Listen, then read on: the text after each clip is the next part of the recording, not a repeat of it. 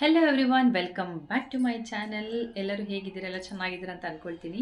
So ಇವತ್ತಿನ ಒಂದು video ತುಂಬ ಜನಕ್ಕೆ ತುಂಬ ಇಂಪಾರ್ಟೆಂಟ್ ಆಗಿರೋಂಥ ಒಂದು ವಿಡಿಯೋ, ತುಂಬ ರಿಕ್ವೆಸ್ಟೆಡ್ ವಿಡಿಯೋ ಅಂತಲೇ ಹೇಳ್ಬೋದು. ಲಾಸ್ಟ್ ಟೈಮ್ ನಾನು ವಿಡಿಯೋ ಮಾಡುವಾಗೆಲ್ಲ ತುಂಬ ಜನ ಈ ಕ್ವಶನ್ನ ಕೇಳಿದ್ದೀರಾ, Q&A ಕೇಳಿದ್ದೀರಾ. ನಾರ್ಮಲ್ ವೀಡಿಯೋಸ್ಗೆ ತುಂಬ ಕಮೆಂಟ್ಸ್ ಬಂದಿದೆ ಇದ್ರ ಬಗ್ಗೆ.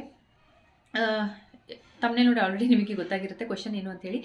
ಸೊ ವಾಚ್ ಟೈಮ್ನ 4000 ವಾಚ್ ಅವರ್ಸ್ ಏನಿರುತ್ತೆ ನಮ್ಮ ಯೂಟ್ಯೂಬಲ್ಲಿ, ನಾವು ಮೀನ್ಸ್ ಮಾನಿಟೈಸ್ ಆಗಬೇಕಂದ್ರೆ channel 1000 subscribers and 4000 watch hours ಆಗಲೇಬೇಕು.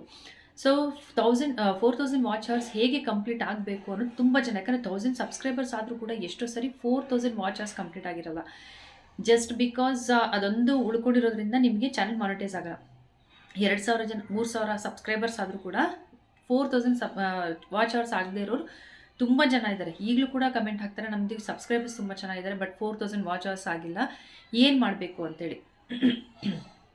4000 ವಾಚ್ ಅವರ್ಸ್ ಆಗೋದಕ್ಕೆ ಮೇಯ್ನಾಗಿ ನಿಮಗೆ ಬೇಕಾಗಿರೋದು ಏನಂತಂದರೆ, ಆಡಿಯನ್ಸ್ ನಿಮ್ಮ ಚಾನಲ್ನ ನೋಡಬೇಕು, ನಿಮ್ಮ ವೀಡಿಯೋನ ಕಂಪ್ಲೀಟಾಗಿ ನೋಡಬೇಕು. ಅದರಲ್ಲೂ ಏನಂದರೆ ನಿಮ್ಮ ವೀಡಿಯೋ ಎಷ್ಟು ಅವ್ರು ವಾಚ್ ಮಾಡ್ತಾರೆ, ಎಷ್ಟು ಹವರ್ಸ್ ವಾಚ್ ಮಾಡಿರ್ತಾರೆ, ಎಷ್ಟು ನಿಮಿಷಗಳು ವಾಚ್ ಮಾಡಿರ್ತಾರೆ, ಒಂದೊಂದು ವೀಡಿಯೋನ ಅವ್ರು ಎಷ್ಟು ತನಕ ವಾಚ್ ಮಾಡ್ತಾರೆ, ಅದು ಇಂಪಾರ್ಟೆಂಟ್ ಆಗುತ್ತೆ. ಜೊತೆಲಿ ನಿಮ್ಮ ಕನ್ಸಿಸ್ಟೆನ್ಸಿ ತುಂಬ ತುಂಬ ತುಂಬ ಇಂಪಾರ್ಟೆಂಟ್ ಆಗುತ್ತೆ.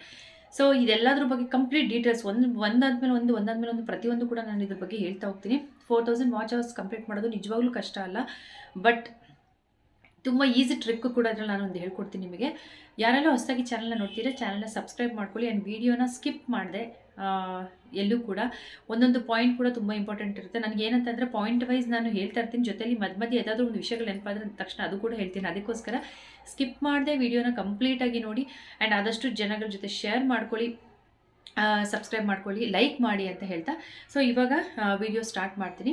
ಸೊ ಏನಾಗುತ್ತೆ ಅಂದರೆ, ಫಸ್ಟ್ ನೀವೇನು ಮಾಡ್ತೀರಾ, ಯೂಟ್ಯೂಬ್ ಚಾನಲ್ನ ಸ್ಟಾರ್ಟ್ ಮಾಡ್ತೀರಾ. ಯೂಟ್ಯೂಬ್ ಚಾನಲ್ ಸ್ಟಾರ್ಟ್ ಮಾಡುವಾಗ ನೀವು ಅಂದ್ಕೊಂಡಿರ್ತೀರ, ಯೂಟ್ಯೂಬ್ ಎಲ್ಲರದು ಹಿಂಗೆ ಚೆನ್ನಾಗಿ ಓಡ್ತಾ ಇದೆ, ನಂದು ಚಾನಲ್ ಹೀಗೆ ಚೆನ್ನಾಗಿ ಓಡುತ್ತೆ.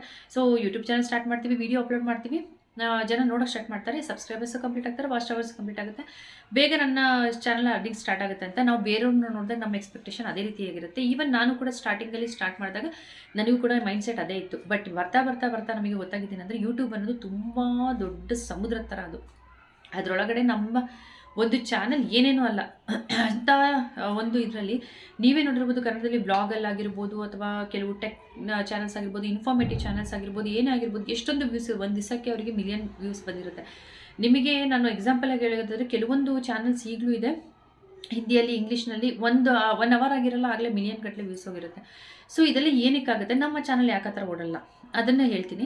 ಬಟ್ ಏನಾಗುತ್ತೆ, ವಾಚ್ ಅವರ್ಸ್ ಕಂಪ್ಲೀಟ್ ಮಾಡೋದಕ್ಕೆ ಮೇಯ್ನಾಗಿ ನಮಗೆ ಬೇಕಾಗಿರೋದು ಕನ್ಸಿಸ್ಟೆನ್ಸಿ ಮೀನ್ಸ್ ಏನಂದರೆ, ನೀವು ರೆಗ್ಯುಲರಾಗಿ ವೀಡಿಯೋಸ್ ಹಾಕಬೇಕು. ನನ್ನ ಚಾನಲಲ್ಲಿ ನಾನು ಇಲ್ಲಿ ನಿಮಗೆ ಸ್ಕ್ರೀನ್ ರೆಕಾರ್ಡಿಂಗ್ ನಾನು ತೋರಿಸ್ತೀನಿ, ನನ್ನ ವಾಚ್ ಅವರ್ಸ್ ಹೇಗಿದೆ ಅಂತೇಳಿ. ಮುಂಚೆ ನನ್ನ ಚಾನಲ್ನಲ್ಲಿ ನಾನು ಹಳೆ Q&Aನಲ್ಲಿ ನೀವು ತೆಗೆದು ನೋಡಿದ್ರೆ, ಅಥವಾ ವಾಚ್ ಅವರ್ಸ್ ಬಗ್ಗೆ ಮಾಡಿರೋ ವೀಡಿಯೋದಲ್ಲಿ ತೆಗೆದು ನೋಡಿದ್ರೆ, ನಿಮಗೆ ನನ್ನ ಆಡಿಯನ್ಸ್ ಯಾವಾಗ ನನ್ನ ಚಾನಲಲ್ಲಿ ಬ್ಯುಸಿ ಇರ್ತಾರೆ, ಮೀನ್ಸ್ ಯಾವಾಗ ನನ್ನ ಚಾನಲ್ನ ವಾಚ್ ಮಾಡ್ತಾರೆ ಅನ್ನೋದು ನಮಗೆ ಸ್ಟುಡಿಯೋದಲ್ಲಿ ಗೊತ್ತಾಗ್ಬಿಡುತ್ತೆ.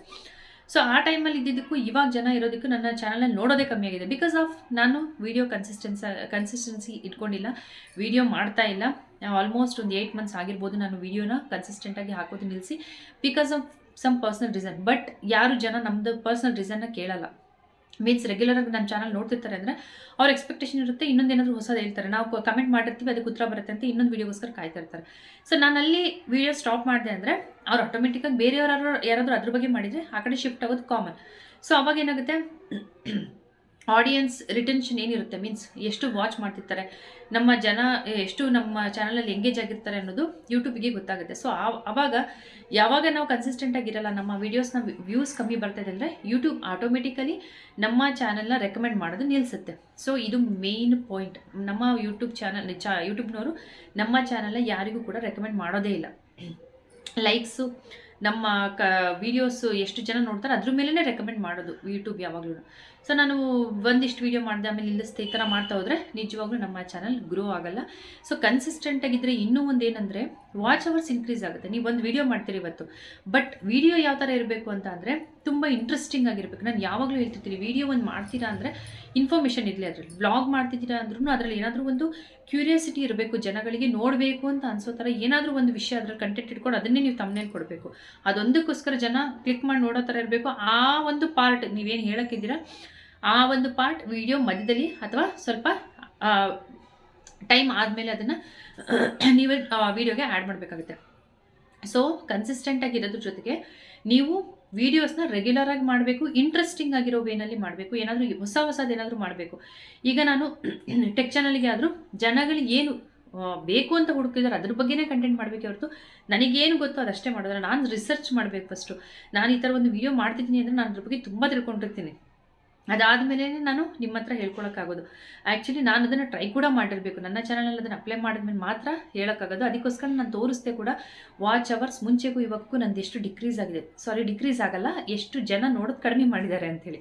ಸೊ ವಾಚ್ ಅವರ್ಸ್ ಆಗೋದಕ್ಕೆ ಮೇಯ್ನಾಗಿ ಕನ್ಸಿಸ್ಟೆಂಟ್ ಆಗಿರಬೇಕು. ಕಾಮನ್ ವಿಷಯ ಇದು. ಕನ್ಸಿಸ್ಟೆಂಟ್ ಮೀನ್ಸ್ ಪದೇ ಪದೇ ವೀಡಿಯೋಸ್ ಅಪ್ಲೋಡ್ ಮಾಡ್ತಿರ್ಬೇಕು.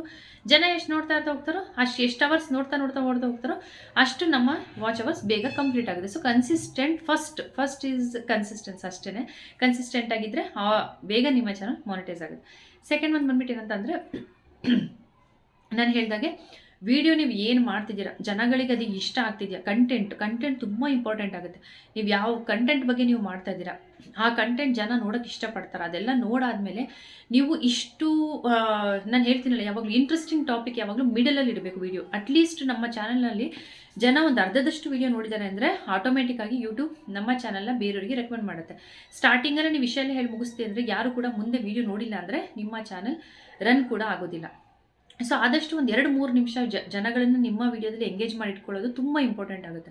ಸೊ ಅಲ್ಲಿವರೆಗೂ ನೋಡಿದ್ದಾರೆ ಅಂದರೆ ಒಂದು ಅದಾದಮೇಲೆ ಯಾವ ಪಾಯಿಂಟ್ ಬರುತ್ತೋ ಅಲ್ಲಿವರೆಗೂ ನೋಡಿದ್ರು ಅರ್ಧದಷ್ಟು ವೀಡಿಯೋ ನೋಡಿದ್ರೆ ನಿಮ್ಮ ಚಾನಲ್ ಆಟೋಮೆಟಿಕ್ಕಾಗಿ ರೆಕಮೆಂಡ್ ಮಾಡೋಕ್ಕೆ ಸ್ಟಾರ್ಟ್ ಆಗುತ್ತೆ. ಆ್ಯಂಡ್ ರೆಗ್ಯುಲರ್ ಕನ್ಸಿಸ್ಟೆಂಟ್ ಆಗಿರೋದ್ರಿಂದ ಇನ್ನೊಂದೇನು ಪಾಯಿಂಟ್ ಅಂದರೆ ಯೂಟ್ಯೂಬ್ ಅವರೇ ಇವತ್ತು ನಾನು ಒಂದು ವೀಡಿಯೋ ನೋಡಿದ್ದೀನಿ ಅಂದರೆ ನಾಳೆ ನಂಗೆ ಮತ್ತಾಗಲೇ ನಾಳೆನೂ ಅಲ್ಲ ನೆಕ್ಸ್ಟ್ ಟೈಮ್ ಮತ್ತೆ ಯೂಟ್ಯೂಬ್ ಓಪನ್ ಮಾಡಿದ ತಕ್ಷಣ ನನಗೆ ಅವ್ರದ್ದು ಬೇರೆ ಹಳೆ ವೀಡಿಯೋಸ್ ಶೋ ಆಗ್ತಾ ಹೋಗುತ್ತೆ. ಸೊ ಆ ಥರ ಇದ್ದಾಗ ನಮ್ಮ ವಿಡಿಯೋ ಜನಗಳು ಎಷ್ಟು ನೋಡ್ತಾ ಇರ್ತಾರೋ ಅಂಥ ಟೈಮಲ್ಲಿ ನಾವು ಕ್ವಿಕ್ಕಾಗಿ ಬೇಗ ವೀಡಿಯೋಸ್ ಮಾಡೋದ್ರಿಂದ ಬೇಗ ವಾಚ್ ಅವರ್ಸ್ ಇನ್ಕ್ರೀಸ್ ಆಗ್ತಾ ಹೋಗುತ್ತೆ. ಸೊ ಮೇಯ್ನಾಗಿ ಒಂದು ಕನ್ಸಿಸ್ಟೆನ್ಸಿ ಮೇಯ್ನ್ ಆಗಿರುತ್ತೆ. ಇನ್ನೊಂದು ಕಂಟೆಂಟ್ ಕೂಡ ಜನಗಳಿಗೆ ಇಷ್ಟ ಆಗೋ ಥರ. ನಾವು ಬೋರಿಂಗಲ್ಲಿ ಏನೋ ಮಾಡ್ತಿದ್ದೀವಿ, ಜನಗಳಿಗೆ ಇಂಟ್ರೆಸ್ಟ್ ಇಲ್ಲದೆ ಇರೋದೇನೋ ಮಾಡ್ತಿದ್ದೀವಿ, ಏನಾದ್ರು ಹೊಸದು ಕಲಿಯೋದೇನು ಇಲ್ಲೇ ಇಲ್ಲ ಆ ವಿಡಿಯೋದಲ್ಲಿ ಅನ್ನೋದಿದ್ರೆ ನಿಜವಾಗ್ಲೂ ಯಾರು ನೋಡೋದಿಲ್ಲ. ಅದಾದಮೇಲೆ ಲೈವ್ ಬನ್ನಿ. ನಿಮ್ಮ ಚಾನಲ್ ಯಾವ ಥರ ವಿಷಯ ಇರುತ್ತೆ ಅದ್ರ ಮೇಲೆ ನೀವು ಲೈವ್ ಬರೋದು ತುಂಬ ಇಂಪಾರ್ಟೆಂಟ್ ಆಗುತ್ತೆ. ಲೈವ್ನಲ್ಲಿ ನಿಮಗೆ ಹೊಸ ಸಬ್ಸ್ಕ್ರೈಬರ್ ಸಿಗ್ತಾರೆ. ಆಮೇಲೆ ಅದರಲ್ಲೂ ಕೂಡ ವಾಚ್ ಅವರ್ಸ್ ಕೌಂಟ್ ಆಗುತ್ತೆ. ಜನ ಹೆಚ್ಚೆಚ್ಚಿಗೆ ನಿಮ್ಮ ಚಾನಲ್ ರೀಚ್ ಆಗ್ತಾ ಹೋಗುತ್ತೆ. ಸೊ ಲೈವ್ ಬರೋದು ಕೂಡ ತುಂಬ ಒಂದು ನಿಮಗೆ ಸಬ್ಸ್ಕ್ರೈಬರ್ಸ್ ಆಗಲಿ ವಾಚ್ ಅವರ್ಸ್ ಆಗಲಿ ಎರಡೂ ಗೇನ್ ಆಗೋದಕ್ಕೆ ತುಂಬ ಹೆಲ್ಪ್ ಮಾಡುತ್ತೆ. ಸೊ ಲೈವ್ ಬರೋದು ಕೂಡ ನಾನು ಹೇಗೆ ಬರೋದು ಪ್ರತಿಯೊಂದು ಕೂಡ ನಾನು ಒಂದು ವಿಡಿಯೋ ಮಾಡಿದ್ದೀನಿ. ಸೊ ಅದನ್ನು ಕೂಡ ವಾಚ್ ಮಾಡಿ ನಿಮಗೆ ಅದರಲ್ಲಿ ಸ್ವಲ್ಪ ಲೈವ್ ಬರೋದಕ್ಕೆಲ್ಲ ಐಡಿಯಾ ಕೂಡ ಬರ್ಬೋದು. ಸಬ್ಸ್ಕ್ರೈಬರ್ಸ್ ಕೂಡ ನಿಮಗೆ ಇದರಿಂದ ಜಾಸ್ತಿ ಆಗ್ತಾ ಹೋಗ್ತಾರೆ. ಆಮೇಲೆ ಶಾರ್ಟ್ಸಿಂದ ಏನು ಯೂಸು, ಶಾರ್ಟ್ಸಿಂದ ವಾಚ್ ಅವರ್ಸ್ ಕೌಂಟ್ ಆಗಲ್ಲ ಅಂತ ಹೇಳ್ತಾರೆ. ಬಟ್ ಶಾರ್ಟ್ಸಿಂದ ನಮಗೆ ಸಬ್ಸ್ಕ್ರೈಬರ್ ಸಿಗ್ತಾ ಹೋಗ್ತಾರೆ. ನಮ್ಮ ಶಾರ್ಟ್ ವೀಡಿಯೋ ನೋಡ್ತಾ ಅವ್ರಿಗೆ ಇಷ್ಟ ಆಯಿತು ಅಂದರೆ ನಮ್ಮ ಲಾಂಗ್ ವೀಡಿಯೋಸ್ಗೆ ಅವರಾಗವರೇ ಶಿಫ್ಟ್ ಆಗ್ತಾರೆ. ಸೊ ಮಿಡಲಲ್ಲಿ ಅವಾಗ ಶಾರ್ಟ್ಸ್ ವೀಡಿಯೋನ ಕೂಡ ನೀವು ಅಪ್ಲೋಡ್ ಮಾಡೋದ್ರಿಂದ ನಿಮಗೆ ಲಾಂಗ್ ವೀಡಿಯೋಗೆ ಜನ ಬೇಗ ರೀಚ್ ಆಗ್ತಾರೆ. ಅದಕ್ಕೂ ಕೂಡ ಇವಾಗ ನಾವು ಶಾರ್ಟ್ಸ್ ಮಾಡ್ತಿರ್ಬೇಕಾದ್ರೆ ಇಷ್ಟ ಆಯಿತು ಅಂದರೆ ಅವರು ನಿಮ್ಮ ಲೈಫ್ ಸ್ಟೈಲ್ ಆಗಿರ್ಬೋದು, ವ್ಲಾಗ್ ಆಗಿರ್ಬೋದು, ಅದನ್ನು ನೋಡೋದಕ್ಕೋಸ್ಕರ ಲಾಂಗ್ ವೀಡಿಯೋಗೆ ಆಟೋಮೆಟಿಕ್ಕಾಗಿ ಜನ ಶಿಫ್ಟ್ ಆಗೇ ಆಗ್ತಾರೆ. ಸೊ ಶಾರ್ಟ್ಸ್ ಕೂಡ ತುಂಬ ಇಂಪಾರ್ಟೆಂಟ್ ಆಗುತ್ತೆ.